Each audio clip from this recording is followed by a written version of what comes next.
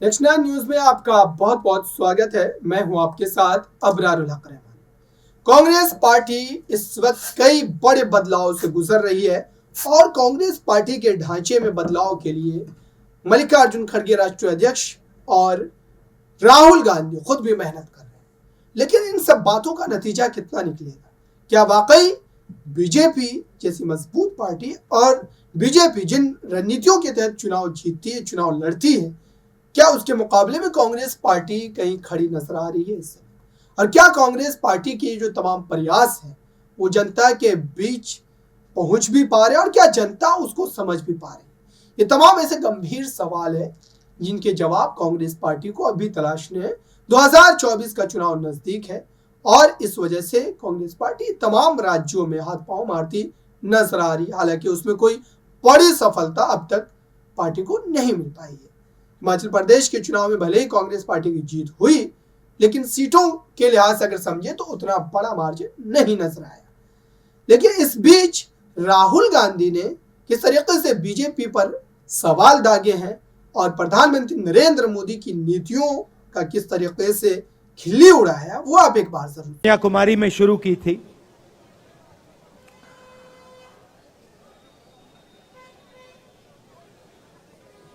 बहुत कुछ सीखने को मिला।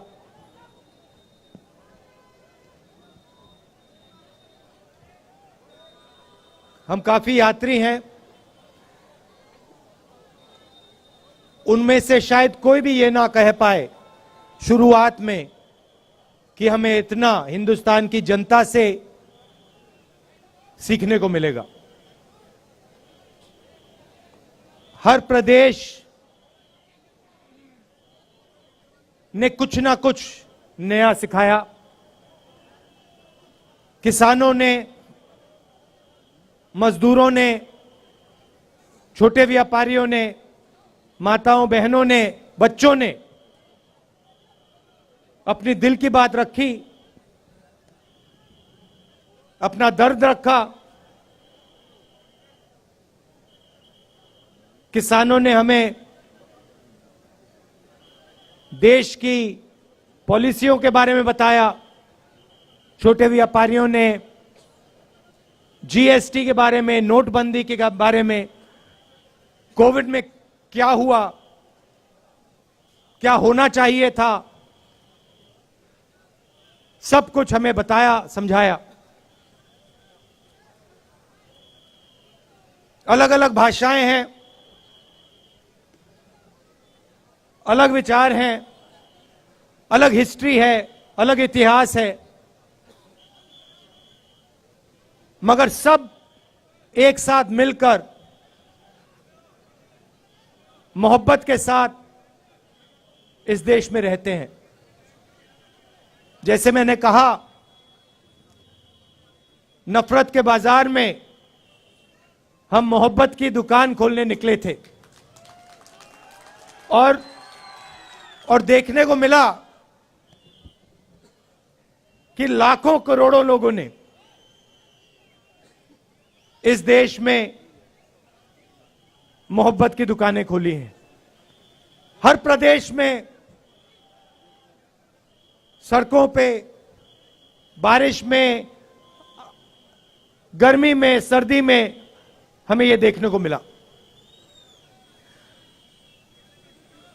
देश के सामने कठिनाई जरूर है।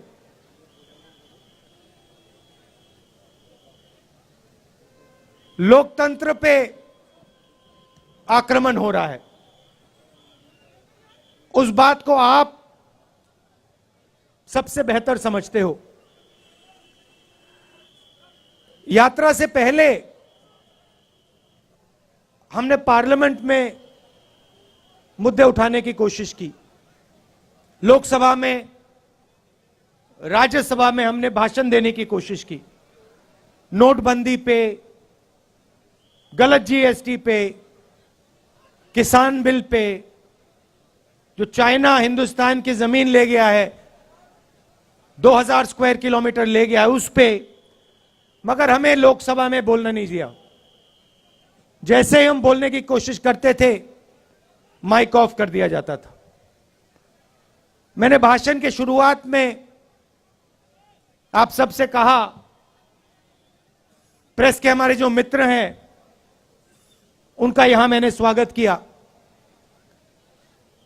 मगर इनका भी काम लोकतंत्र की रक्षा करने का होता है। टीवी पे, अखबारों में, मैगजीन्स में सच्चाई रखने का इनका काम होता है। पिछले प्रेस कॉन्फ्रेंस में मैंने इनसे सवाल पूछा, प्रेस वालों से सवाल पूछा, आमतौर से ये पूछते हैं। मैंने पूछा, भैया एक बात बताओ, आप नरेंद्र मोदी जी का चेहरा 24 घंटे दिखाते हो, आप ऐश्वर्या राय जी की बात करते हो,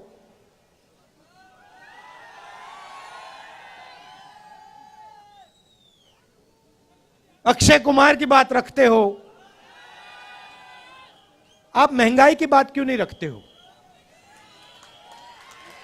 आप बेरोजगारी की बात क्यों नहीं रखते हो? जो जम्मू कश्मीर में गरीब लोगों से उनकी जमीन जो छीनी जा रही है, वो हमें मीडिया में क्यों नहीं दिखाई देता?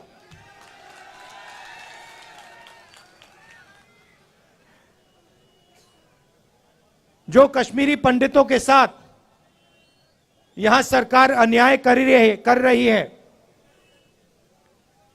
आज सुबह मेरे से मिलने एक डेलीगेशन आया और उन्होंने अपनी बात रखी। मैं हैरान हो गया। उन्होंने कहा, और मैं मीडिया के सामने ये कहना चाहता हूं, उन्होंने मुझसे कहा कि जब उनका डेलीगेशन लेफ्टिनेंट गवर्नर के पास गया तो लेफ्टिनेंट गवर्नर ने उनसे कहा कि तुम्हें भीख नहीं मांगनी चाहिए। यह देखिए, लेफ्टिनेंट गवर्नर ने कश्मीरी पंडितों के डेलीगेशन को कहा कि आपको भीख नहीं मांगनी चाहिए। लेफ्टिनेंट गवर्नर जी, ये भीख नहीं मांग रहे हैं, ये अपना हक मांग रहे हैं। और अगर आपको कुछ करना चाहिए तो आपको इनसे माफी मांगनी चाहिए।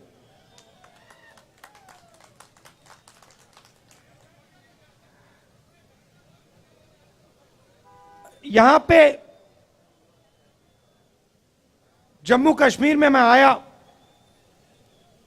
अभी जम्मू में चल रहा हूं, और यहां पे आपके लोग मुझसे मिल रहे हैं। माताएं, बहनें, युवा, बच्चे, किसान सब मिल रहे हैं। यहां आते हैं, सड़क पे आते हैं, मेरे साथ चलते हैं और अपनी दिल की बात रखते हैं। दो तीन चीजें मैं जो वो मुझे कह रहे हैं मैं आपको कहना चाहता हूं। वो आप जानते हो मगर मैं दोहरा देता हूं। सबसे पहले मुझे कहते हैं कि जम्मू में जो पहले, अभी आता हूं बेरोजगारी के बारे में बोलता हूं, कहते हैं कि जो पहले जम्मू के लोग व्यापार करते थे, जम्मू कश्मीर को जम्मू कश्मीर के लोग चलाते थे, आज बाहर के लोग जम्मू और कश्मीर को चला रहे हैं। तो आपने देखा, राहुल गांधी के इन तमाम सवालों से जाहिर सी बात है कि बीजेपी के लिए परेशानी जरूर खड़ी होगी, लेकिन बीजेपी चुनाव के समय जिन मुद्दों को लेकर के चुनाव में उतरती है, उन मुद्दों के विरोध में या उन मुद्दों के काट के लिए कांग्रेस के पास क्या रास्ता है, इसके लिए चिंतन मंथन जरूर करना ही पड़ेगा। इस खास रिपोर्ट में बस इतना ही। देखते रहिए ताजा तरीन खबरों के लिए नेक्स्ट 9 न्यूज को। धन्यवाद।